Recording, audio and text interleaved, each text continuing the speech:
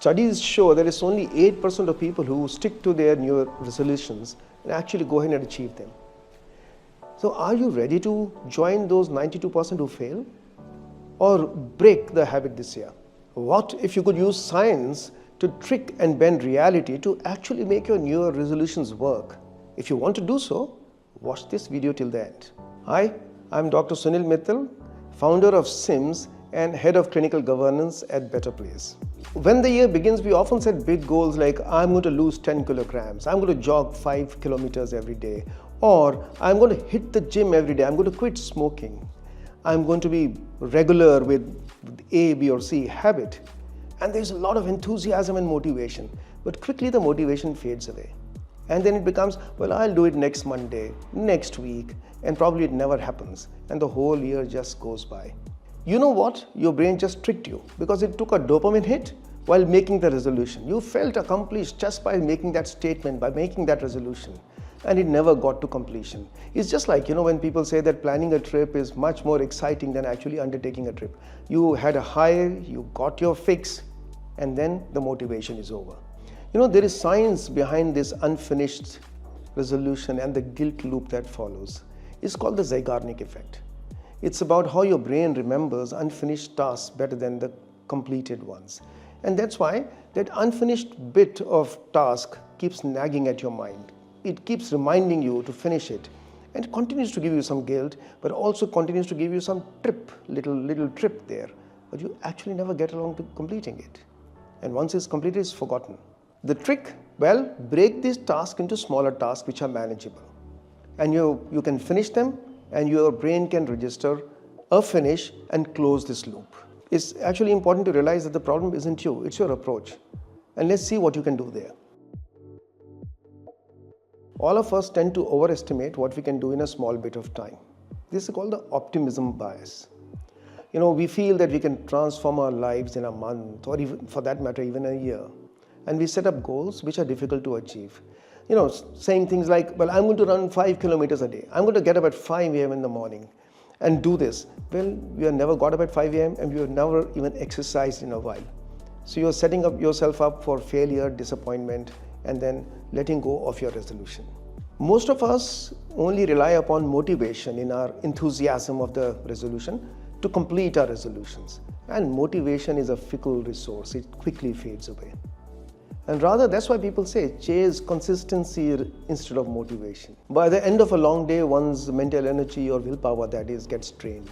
And even reigniting motivation becomes a task. Instead of relying only on motivation, it's important to create systems and routines that work automatically. Another reason why resolutions fail is because they are vague. They are never actually spelled out into strategy or step by step. And our brain craves clarity. Saying something like, I'm going to be healthier this year, is vague. Breaking it down to, I'm going to eat 2 servings of vegetables every day or 3 servings of fruit every day. I'm going to be exercising 10 minutes, 20 minutes every day. I'm going to look after myself by being regular with my routines of sleep, diet, on time, etc. Those are more clear instructions to give yourself and to your brain and to your mind. And that's why they become easy to execute, and the possibility of sticking to your resolution becomes far higher. Delving deeper, let's get into the science of change. Change involves having clear objectives and goals, identifying strategies, and at the same time, doing things to form habits.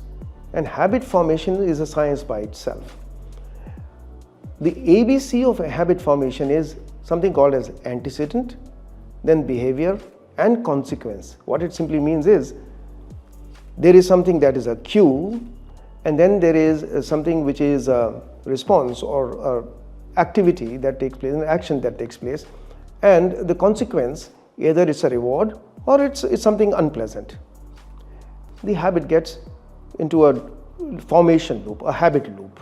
It's something that you enjoy doing, and you do it a few more times, and it turns into a pattern of life, into something that you continue to do automatically. Let's understand this by taking an example of, say, you want to exercise. The cue here would be, you set up your exercise clothes at night. They're visually there, they trigger you. And then in the morning, you jog or you exercise for 10 to 15 minutes or 20 minutes, and then the reward could be you could be sharing this news with your community of friends, you post it, or else then you listen to your favorite music, or you have a drink of a shake which is protein shake or something that you enjoy taking, and that's a reward. And you do it consistently, it becomes into a habit that continues to work on its own. The brain's reward system is a dopaminergic system. What it means is that whenever you achieve and accomplish a task, there is a spike in dopamine. And that's why you feel happy and nice about it, which by itself is a reinforcer to do the same action again. And this dopamine release or spike not just occurs when you accomplish or complete a task. It also occurs when you're anticipating a task. Just when you're about to enter a task, you feel that thrill, you feel that high, and you want to do it. And this is where actually tracking your activities, small gains that you have made, small rewards that you give yourself, putting it out in a calendar, sharing it with the community, are reinforcers to forming a good habit. It may seem hard, but something very interesting happens in the brain. It is said that neurons in the brain that fire together wire together. What it means is that when you do two activities or you do an activity repeatedly, recurrently, then more neural networks are formed in the brain, and this is called neuroplasticity. And actually, brain has a possibility, a capacity to grow even at any age by just making new neural connections. It's like connecting nodes in a computer system, a network that is formed, and then it starts operating on its own. But at the same time, there is something else that's happening in the brain. Like in all systems, the systems want to conserve energy. The brain also wants to conserve energy, and that's why it wants to resist change. And that's something which is natural. And that's why it becomes important to push yourself, push your brain into doing the activity again. So it turns into a habit and new neural connections actually get formed. And once these new connections are formed, those same neurons fire on their own, and then it becomes a routine and things happen automatically. It's like when you're driving. You drive on a new route, you're all alert, understanding, following, say, your GPS or whatever tracker you're using. And you drive a few times, and then you can do it at a spinal level. You don't even know that you're driving that route. And that's how the brain operates. While we are building new habits, there are a few behavioral traps to avoid. One of them is all or none thinking. Thinking that if I have to do it, I have to do it perfectly. I would rather that you do it good or do it fair rather than perfection. And then otherwise you will set yourself up for failure. If you can't hit the gym and exercise, go for a walk. If you can't go for a walk, well, push-ups at home. If you can't even do push-ups, you could be doing some other yogic exercises, but stick to that routine. And that's what is going to build habits. Science clearly shows that it's about progress and consistency and not about perfection. And these small things that you do will actually develop into habits and help you achieve larger goals. And that brings me to the next point, which is ignoring small wins. Actually, acknowledging small wins and celebrating them helps to develop good habits. Say, if you can't read a full book, if you can't read a full chapter, if you can't read 5 pages, read 1 page and pat yourself on the back that you've actually gone about reading as you promised yourself. At times it becomes important to address root causes. Stress, poor sleep, or a toxic environment can sabotage your progress. Say if you're too tired to exercise, or for that matter, to finish that pending project, fix your sleep first. Eat better, sleep better, be more relaxed, and then approach your task.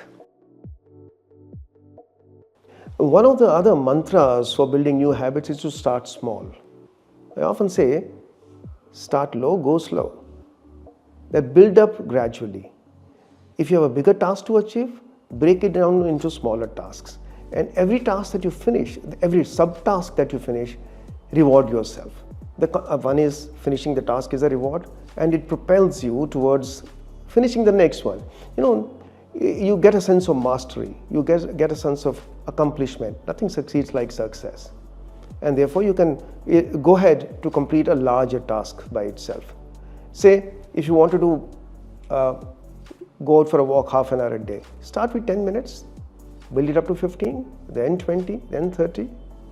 If you wanted to, to take a physical example, if you want to lift 60 kilograms, then you have to start with 10 kilograms and then gradually build up. And you can tolerate doing it.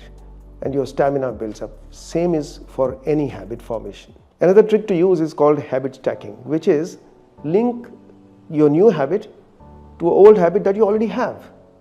And then that old habit works as a trigger to actually continue doing something new. For example, you might tell yourself that I'm going to do my push-ups, 10 push-ups after I brush my teeth. You're already brushing your teeth every day. And then you remember, your brain gives you a trigger, it reminds you, hey, go ahead and do those 10 push-ups you have told yourself. How this works is by reducing decision fatigue, by tying habits to already existing triggers.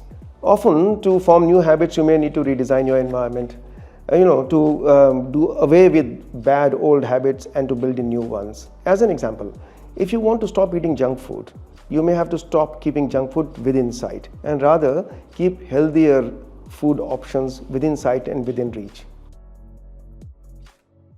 Remember, this is progress that matters, perfection doesn't. 1% change over a period of time compounds to build a larger change, and you can stick to your New Year resolutions that way. So 2025 need not be a failure year for your New Year resolution. With science on your side, you can just go ahead and do it. Now tell us, which is one habit that you're going to approach differently this year?